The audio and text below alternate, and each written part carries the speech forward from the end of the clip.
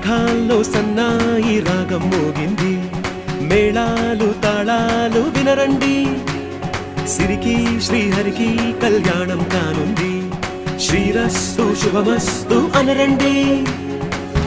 అచ్చతలు గంటో పెళ్లికి అర్థం చెప్పారంటూ, మెచ్చదగు ముచ్చట ఇది అని సాక్ష్యం చెబుతామంటూ, జనులంతా జై కొట్టేలా జరిపిస్తామండి. అందాల కుందన